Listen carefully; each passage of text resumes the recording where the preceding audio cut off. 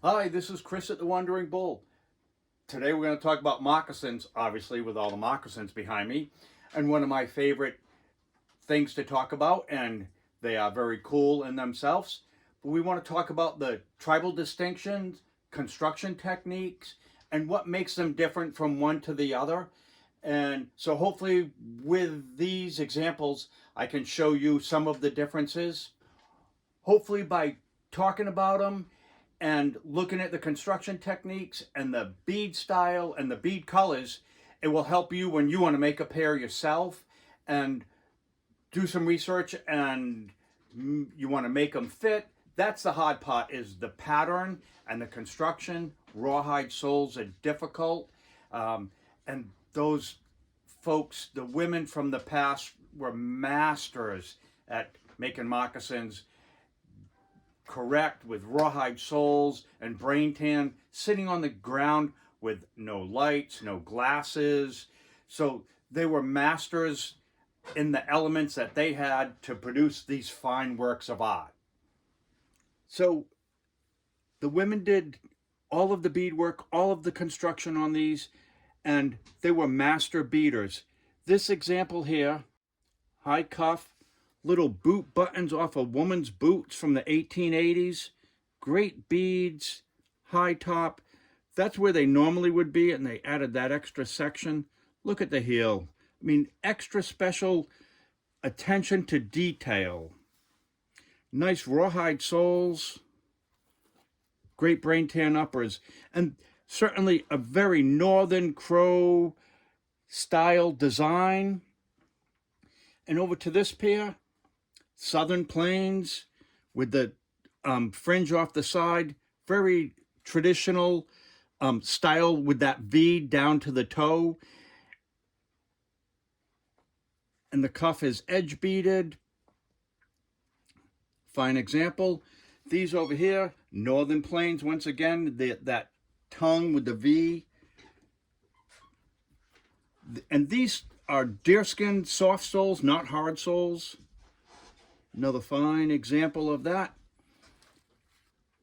These are made in upstate New York for the tourist trade, probably sold at Niagara Falls. These are Cree up into Canada, above the Great Lakes, with that fancy, fancy cut right down to the point, but it's also a pucker. So there's a vamp, and that's a one-piece construction sewn right up there, and then that vamp added in. Nice example, probably from 1920s, 1930s. These down here, Cree, nicely made, master beaters, done on brain tan, probably brain tan moose.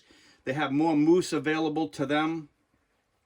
And right down, there's a gusset, the vamp, the gusset, and that pucker all the way around. This pair here, very similar technique and construction as the little ones, but instead of beadwork, it's silk embroidery.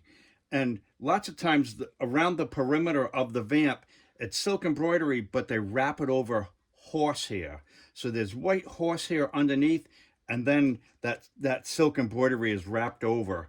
They did the silk embroidery first, constructed it, and then did the outline, the green and the yellow and the red. This pair here, Delaware, from the eastern seaboard, great white center reds. And that construction technique, very unusual. There's that little vamp, and it gets hidden right underneath the beadwork, all the way down to that toe point. The silk ribbon, basically it falls apart. They dye the silk on the acid side, and over time, the acid attacks the silk and breaks it down.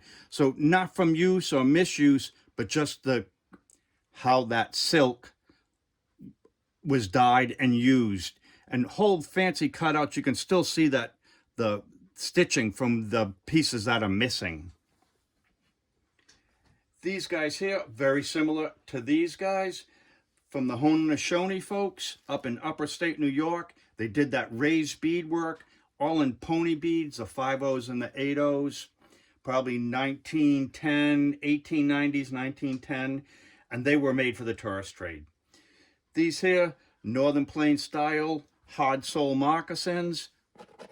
Well used, brain tan uppers, probably 1940s, 1950s. They probably could go into 1960s. Same with this pair. Very similar construction technique. Beat it all the way around. And this spot stitch technique around the upper cuff. And rawhide soles again.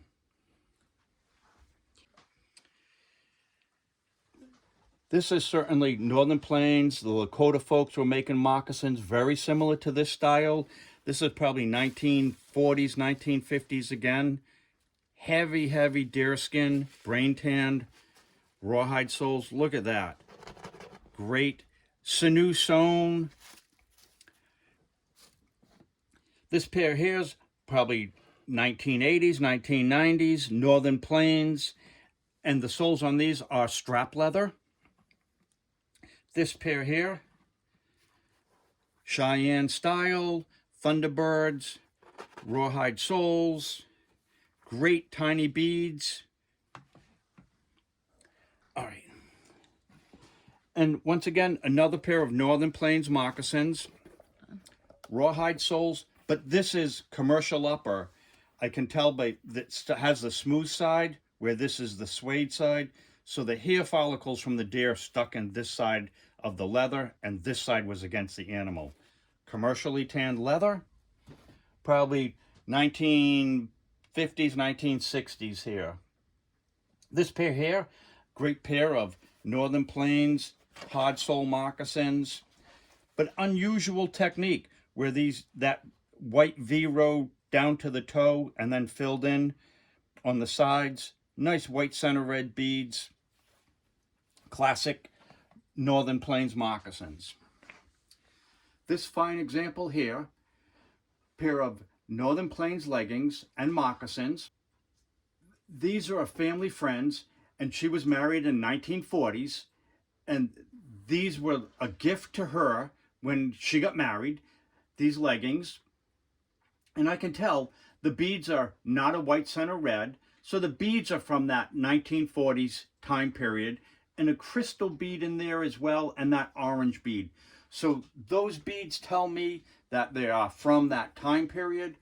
The legging has this vertical piece of beadwork that goes down the outside of the moccasin, and the ties, and there's a whole lot of detail you see in here. And there's a little loop on the bottom of the leggings that attaches to the tie on the moccasin, so it keeps the two together.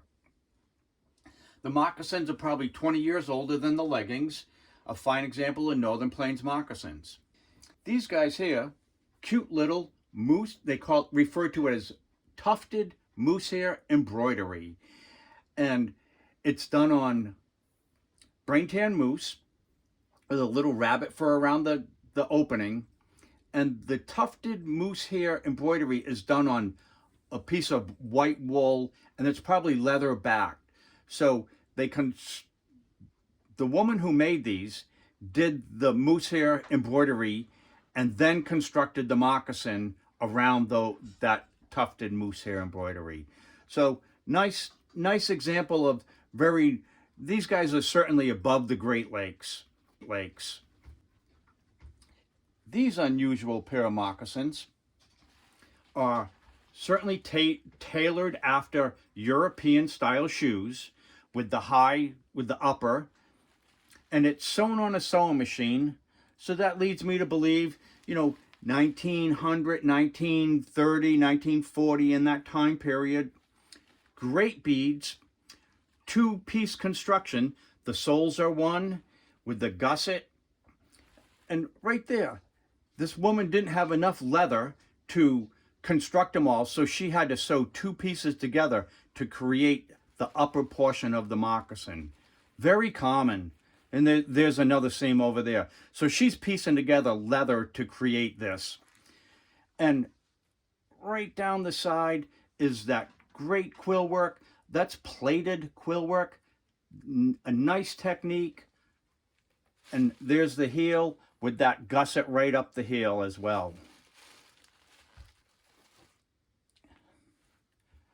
And very similar construction technique. It's a two-piece, actually a three-piece. The sole is one, the upper, and then the high top is another piece of brain tan. Great beads, great white center reds on these, and nice pinks. So I would date these, same thing, in that 1910 time period. And that lace that goes all the way around basically wraps up the top. So this pair of moccasins, certainly a Northern Plains, brain tan, probably 1910, 1920. The Lakota folks are famous for doing this style of beadwork. At times, you would see it on bags, on moccasins. Lots of times I see this on items that were used in the tourist trade. And you can see the brain tan uppers. See a little bit of water damage right here on the back. Great hard soles, sinew sewn, a fine example. These are 1990s, 2000 Northern Plains, done on commercial deerskin with soft soles, soft leather soles, so not the hard sole. And obviously you can see the bead color difference. This pair here, probably 1980s, done once again on commercial deerskin, but elaborately beaded all the way around. A nice job on these. And once again, these are done on commercial leather soles. This pair here, 1940s, 1950s, Northern Plains, and once again, done on commercial deerskin. Rawhide soles. And there's a gusset in place. Basically the sole and the upper, they put this piece of leather referred to as a gusset. And it's to stop the dirt and the dust from sliding in. And they learned this technique from tailors, from cobblers, the shoemakers. So these, look at this earlier example. This is probably 20, 30 years older than this pair, and that gusset is not in place. So 1910, 1920 is when they started putting that gusset in, and so this pair predates that.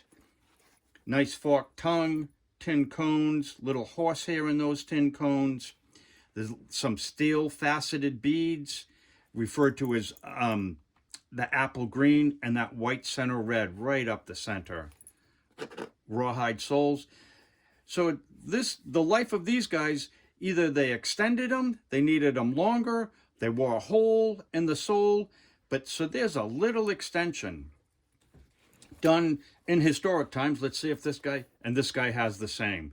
So to me, someone needed a bigger pair of moccasins, or someone's foot grew and the crafty woman was able to make the moccasins larger,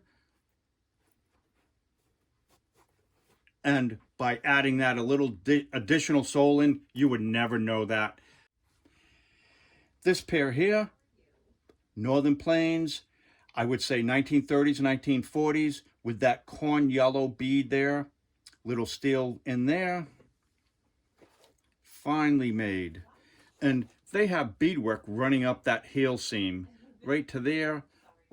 Rawhide soles, sinew sewn. You can see the sinew right on the side there. So a fine example, brain tan uppers. This pair here, once again, Northern Plains. You can see that same split tongue. This one had the split tongue. Tiny beads, much smaller. Brain tan uppers. They are very dark. Not quite sure why they're so dark. Out on the plains, the grass. So these guys have had an interesting life. Great beadwork, early beads. You know, white center reds, that greasy yellow, and that cobalt blue. Fine example. Rawhide soles, little bit of ribbon still intact after all these years. These pairs as old as this pair. And once again, Northern Plains, brain tan uppers, piece of checked fabric around the opening. Great, great beads. And over time, these must have been wet, and they have seemed to have shrunk a little bit. But right across that seam where the tongue is applied, great real sinew. So beaded with sinew, constructed with sinew. And same with this fine pair.